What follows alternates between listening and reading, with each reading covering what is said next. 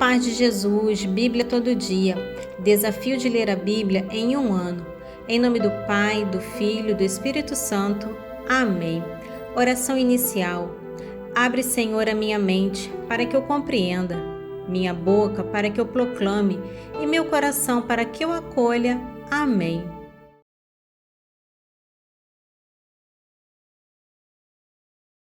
Nesse trecho de Tobias capítulo 3, introduz a segunda personagem principal da história, Sara, uma jovem em Ecbatana, que enfrenta uma provação terrível e única. Sua angústia a leva a uma profunda oração a Deus, que é ouvida simultaneamente à oração de Tobias. A narração culmina no envio do anjo Rafael, marcando o início da solução divina para os sofrimentos de ambos os justos. Vamos à leitura. Livro de Tobias, capítulo 3, dos versículos 7 ao 17. Aconteceu que precisamente naquele dia, Sara, filha de Raguel, em Ecbatana, na Média, teve também de suportar os ultrajes de uma serva de seu pai. Ela tinha sido dada sucessivamente a 7 maridos, mas logo que eles se aproximavam dela, um demônio chamado Asmodeu os matava. Tendo Sara repreendido a jovem criada por alguma falta, esta respondeu-lhe: Não vejamos jamais filho nem filha nascidos de ti sobre a terra. Fostes tu que assassinastes os teus maridos. Queres porventura matar-me, como matastes todos os 7? Ouvindo isso, Sara subiu ao seu quarto e lá ficou 3 dias completos, sem comer nem beber. E orando com fervor, ela suplicava a Deus chorando que a livrasse dessa humilhação. Ao 3º dia acabou sua oração, bendizendo o Senhor desta forma: Deus de nossos pais, que vosso nome seja bendito. Vós que depois de vos irardes, usai de misericórdia, e no meio da tribulação perdoai os pecados aos que vos invocam. Volto-me para vós, ó Senhor, para vós levanto os meus olhos. Rogo-vos, Senhor, que me livreis dos laços deste opróbrio, ou então que me tireis de sobre a terra. Vós sabeis que eu nunca desejei alma algum, e que guardei minha alma pura de todo mau desejo. Nunca frequentei lugares de prazer, nem tive comércio com pessoas levianas. E se consenti em casar-me, foi por vosso temor e não por paixão. Foi sem dúvida porque eu não era digna deles, ou talvez não eram eles dignos de mim, ou então me destinastes a outro homem. Não estais nas mãos do homem penetrar os vossos desígnios, mas todo aquele que vos honra tenha certeza de que sua vida, se for provada, será coroada, que depois da tribulação haverá libertação, e que se houver castigo haverá também acesso à vossa misericórdia, porque vós não vos comprazeis em nossa perda. Após a tempestade mandais abundância, depois das lágrimas e dos gemidos derramais a alegria. Ó Deus de Israel, que o vosso nome seja eternamente bendito. Essas 2 orações foram ouvidas ao mesmo tempo diante da glória do Deus Altíssimo, e um santo anjo do Senhor Rafael foi enviado para curar Tobias e Sara, cujas preces tinham sido simultaneamente dirigidas ao Senhor. Esse capítulo 4 é um dos mais importantes do livro, pois contém o testamento espiritual de Tobit, que é o pai, para o seu filho Tobias, o jovem. Em suas últimas instruções, antes de enviar o filho em uma jornada incerta, Tobit oferece uma série de conselhos morais, éticos e religiosos profundos, que abrange desde a importância da caridade e da justiça até a lembrança de Deus em todas as ações. Ele revela a existência do dinheiro guardado em Rages, preparando o filho para a missão que se seguirá e que culminará na cura da família e na resolução dos dilemas de Sara. Tobias, capítulo 4. Tobit, julgando que sua prece tinha sido atendida e que ia morrer, chamou junto de si o seu filho e disse-lhe: Ouve, meu filho, as palavras que te vou dizer, e faze que elas sejam em teu coração um sólido fundamento. Quando Deus tiver recebido a minha alma, darás sepultura ao meu corpo. Honrarás tua mãe todos os dias de tua vida, porque te deves lembrar de quantos perigos ela passou por tua causa, quando te trazia em seu seio. Quando ela morrer, tu a enterrarás junto de mim. Quanto a ti, conserva sempre em teu coração o pensamento de Deus. Guarda-te de consentir jamais no pecado e de negligenciar os preceitos do Senhor nosso Deus. Dá esmola dos teus bens e não te desvies de nenhum pobre, pois assim fazendo, Deus tampouco se desviará de ti. Sê misericordioso segundo as tuas posses. Se tiveres muito, dá abundantemente. Se tiveres pouco, dá esse pouco de bom coração. Assim, acumularás uma boa recompensa para o dia da necessidade. Porque a esmola livra do pecado e da morte e preserva a alma de cair nas trevas. A esmola será para todos os que a praticam um motivo de grande confiança diante do Deus Altíssimo. Guarda-te, meu filho, de toda fornicação. Fora de tua mulher, não te autorize jamais um comércio criminoso. Nunca permitas que o orgulho domine o teu espírito ou as tuas palavras, porque ele é a origem de todo mal. A todo que fizer para ti um trabalho, paga o seu salário na mesma hora. Que o pagamento de teu operário não fique um instante em teu poder. Guarda-te de jamais fazer aontre o que não quererias que te fosse feito. Come o teu pão em companhia dos pobres e dos indigentes. Cobre com as tuas próprias vestes os que estiverem desprovido delas. Põe o teu pão e o teu vinho sobre a sepultura do justo, mas não comas, nem o bebas em companhia dos pecadores. Busca sempre conselho junto ao sábio. Bendize a Deus em todo o tempo e pede-lhe que dirija os teus passos, de modo que os teus planos estejam sempre de acordo com a sua vontade. Faço-te saber também, meu filho, que quando eras ainda pequenino, emprestei a Gabael de Rages, cidade da Média, uma soma de 10 talentos de prata, cujo recibo tenho guardado comigo. Procura, pois, um meio de ir até lá para receber o sobredito peso de prata, restituindo-lhe o recibo. Procura viver sem cuidado, meu filho. Levamos, é certo, uma vida pobre, mas se temermos a Deus, se evitarmos todo pecado e vivermos honestamente, grande será a nossa riqueza. No capítulo 5 de Tobias, narra o momento em que o jovem Tobias se prepara para sua jornada à Média, a fim de recuperar o dinheiro de seu pai. Obediente às instruções paternas, ele sai em busca de um companheiro de viagem. Neste ponto crucial da história, a providência divina se manifesta de forma inesperada, através do encontro com o anjo Rafael, que se apresenta sob a forma humana, oferecendo os seus serviços como guia. O capítulo também explora as preocupações e a confiança dos pais diante da partida do filho. Tobias, capítulo 5. Então Tobias respondeu ao seu pai: Tudo que me ordenastes, meu pai, eu o farei, mas estou realmente sem saber como ir buscar esse dinheiro. Gabael não me conhece, eu tampouco o conheço. Que sinal lhe hei de dar? Não conheço nem mesmo o caminho por onde ir a essa terra.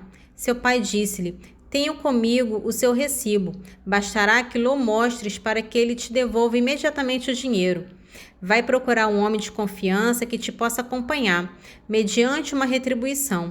É preciso que recebas esse dinheiro enquanto ainda estou vivo. Tendo saído, Tobias encontrou um jovem de belo aspecto, equipado como para uma viagem. Sem saber que se tratava de um anjo de Deus, ele o saudou e disse-lhe: De onde és tu, ó bom jovem? Ele respondeu: Sou israelita. Tobias perguntou-lhe: Conheces porventura o caminho para a Média? Sem dúvida, respondeu ele. Tenho percorrido frequentemente esse caminho. Hospedei-me em casa de Gabael, nosso compatriota que habita em Rages, na Média, cidade que está situada na montanha de Ecbatana. Tobias disse-lhe: Rogo-te que esperes por mim, enquanto vou anunciar isso a meu pai. Tendo Tobias entrado e contado o sucedido a seu pai, este ficou muito admirado e pediu que fizesse entrar o jovem. Ele entrou e saudou a Tobite. A felicidade esteja contigo para sempre. Tobite disse-lhe: Que felicidade posso eu ter ainda? Estou nas trevas, sem poder ver a luz do céu. O jovem replicou-lhe: Tem ânimo, porque é fácil a Deus curar-te. Tobite disse-lhe: É verdade que poderás conduzir meu filho à casa de Gabael em Rages, na Média? Quando voltares, eu te retribuirei por isso. Então o anjo disse-lhe: Eu o levarei até lá e o trarei são e salvo para junto de ti. Tobite então perguntou-lhe: Rogo-te que me digas de que família e de que tribo és tu.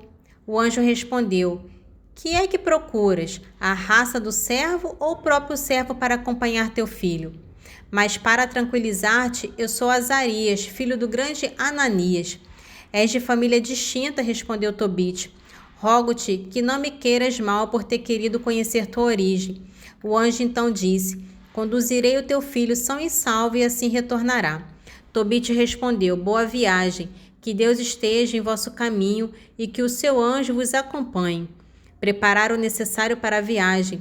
Tobias despediu-se de seu pai e de sua mãe, e os dois viajantes partiram. Depois que partiram, sua mãe pôs-se a chorar. Tiraste-nos, disse ela, o bordão de nossa velhice e o apartaste de nós. Provera a Deus que nunca tivesse havido esse dinheiro pelo qual o enviaste. O pouco que temos nos bastava. A nossa riqueza era à vista de nosso filho. Tobit respondeu-lhe: Não chores, nosso filho chegará são e salvo e voltará também são e salvo para a nossa companhia. Tu o verás com os teus olhos. Estou certo de que um bom anjo de Deus o acompanhará e disporá solicitamente tudo o que lhe diz respeito, de modo que ele tenha alegria de voltar para nós. Ouvindo isso, sua mãe cessou de chorar e calou-se. Nesse trecho do capítulo 27 de Atos, Paulo, apesar da situação desesperadora, age com autoridade e fé, transmitindo a promessa de Deus de que todas as vidas seriam salvas. Ele impede a fuga egoísta dos marinheiros, garantindo a presença da tripulação essencial, e encoraja a todos a se alimentarem para terem força. O navio, apesar das manobras, encalha e se desintegra. A vida de Paulo é o catalisador para a salvação de todos a bordo, e a intervenção do centurião Júlio é crucial para proteger os prisioneiros. A promessa divina se cumpre fielmente. Todas as 276 pessoas chegam em segurança à terra firme, em Malta, embora o navio tenha sido perdido. Este episódio serve como testemunho poderoso da providência de Deus e da proteção sobre seu servo Paulo, que mesmo como prisioneiro, exerce uma liderança espiritual e prática notável. Atos dos Apóstolos, capítulo 27, dos versículos 21 ao 44. Desde muito tempo, ninguém havia comido nada. Paulo levantou-se no meio deles e disse: Amigos, deveras, devias ter me atendido e não ter saído de Creta, e assim evitar esse perigo e essas perdas. Agora, porém, vos admoesto a que tenhais coragem, pois não perecerá nenhum de vós, mas somente o navio. Esta noite apareceu-me o anjo de Deus, a quem pertenço e a quem sirvo, o qual me disse: Não temas, Paulo, é necessário que compareças diante de César. Deus deu-te todos os que navegam contigo. Por isso, amigos, coragem. Eu confio em Deus que há de acontecer como me foi dito. Encalharemos em uma ilha. Já estávamos na 14ª noite pelo mar Adriático, quando pela meia-noite os marinheiros pressentiram que estavam perto de alguma terra. Então, atirando a sonda, perceberam que a profundidade era de 20 braças. Depois, um pouco mais adiante, viram que era de 15 braças. Temendo que descêssemos em algum recife, lançaram 4 âncoras da popa, esperando ansiosos que amanhecesse o dia. Imediatamente os marinheiros procuraram fugir e, sob o pretexto de largar as âncoras da proa, lançaram o bote ao mar. Paulo disse ao centurião e aos soldados: Se estes homens não permanecerem no navio, não poderei salvar-vos. Os soldados cortaram então os cabos do bote e deixaram-no cair. Enquanto ia amanhecendo, Paulo encorajou a todos que comessem alguma coisa e disse: Já faz hoje 14 dias que estáis em jejum, sem comer nada. Rogo-vos que comais alguma coisa, no interesse de vossa vida, porque nenhum cabelo da cabeça de alguém de vós perecerá. Tendo dito isto, tomou do pão, pronunciou uma bênção na presença de todos e, depois de parti-lo, começou a comer. Com isso, todos cobraram ânimo e puseram-se igualmente a comer. No navio, éramos ao todo 276 pessoas. Depois de terem comido à vontade, aliviaram o navio, atirando trigo ao mar. Afinal, clareou o dia. Os marinheiros não reconheceram a terra, mas viram uma enseada como uma praia, na qual tencionavam encalhar o navio, caso pudesse. Levantaram as âncoras e largaram ao mesmo tempo as amarras dos lemes. Desfraldaram ao vento a vela mestra e rumaram para a praia. Mas deram numa língua de terra e o navio encalhou aí. A proa encalhada permanecia imóvel, ao mesmo tempo que a popa se abria com a força do mar. Os soldados tencionavam matar os presos por temerem que algum deles fugisse a nado. O centurião, porém, querendo salvar Paulo, impediu que o fizesse e ordenou que aqueles que pudessem nadar fossem os primeiros a lançar-se ao mar e alcançar a terra. Os demais, uns atingiram a terra em tábuas, outros em cima dos destroços do navio. Desse modo, todos conseguiram chegar à terra são e salvos. Em resumo, o Salmo 75 celebra a grandeza e a invencibilidade de Deus. Nesse trecho, Deus se revela e estabelece sua morada em Judá e Sião, lugares sagrados de sua manifestação. A partir de Sião, Deus destrói o poderio militar dos adversários, quebrando suas armas de guerra. O poder e o esplendor de Deus se manifestam do alto, humilhando os guerreiros mais ousados. Apenas com sua ameaça, Deus paralisa carros e cavalos, mostrando que sua soberania é absoluta e incomparável. Este salmo é um hino de confiança na proteção e no poder de Deus, que aniquila os inimigos e garante a segurança de seu povo e de sua cidade santa. Salmo 75, dos versículos 2 ao 7. Deus se fez conhecer em Judá, seu nome é grande em Israel. Em Jerusalém está seu tabernáculo, em Sião a sua morada. Lá ele quebrou as fulminantes flechas do arco, os escudos, as espadas e todas as armas. O esplendor luminoso de vosso poder manifestou-se do alto das eternas montanhas.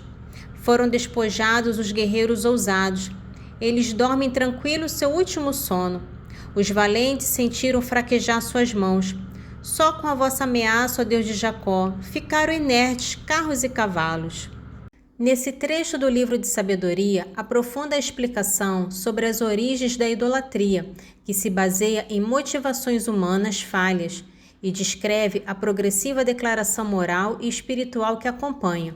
O autor argumenta que a adoração de objetos inanimados leva inevitavelmente ao esquecimento do verdadeiro Deus, à perda da moralidade e a uma vida de engano e impiedade. Sabedoria, capítulo 14, dos versículos 15 ao 21. Um pai aflito por um luto prematuro, tendo mandado fazer a imagem do filho, tão cedo arrebatado, honrou em seguida como a um Deus aquele que não passava de um morto, e transmitiu aos seus certos ritos secretos e cerimônias. Este costume ímpio, tendo se firmado com o tempo, foi depois observado como lei. Foi também em consequência das ordens dos príncipes que se adoraram imagens esculpidas, porque aqueles que não podiam honrar pessoalmente, porque moravam longe deles, fizeram representar o que se achava distante, e expuseram publicamente a imagem do rei venerado, a fim de lisonjeá-lo de longe com seu zelo, como se tivesse presente. Isso contribuiu ainda para o estabelecimento deste culto. Mesmo entre os que não conheciam o rei, foi a ambição do artista, que talvez querendo agradar ao soberano, deu-lhe por sua arte a semelhança do belo, e a multidão, seduzida pelo encanto da obra, em breve tomou por Deus aquele que tinha honrado como homem. E isto foi uma cilada para a humanidade. Os homens, sujeitando-se à lei da desgraça e da tirania, deram à pedra e à madeira o nome incomunicável. Oração final. Senhor, te louvo e agradeço, porque deixastes tua palavra viva no meio de nós. Que as tuas palavras fiquem guardadas em meu coração e que eu seja testemunha viva do vosso Evangelho. Amém. Em nome do Pai, do Filho e do Espírito Santo. Amém.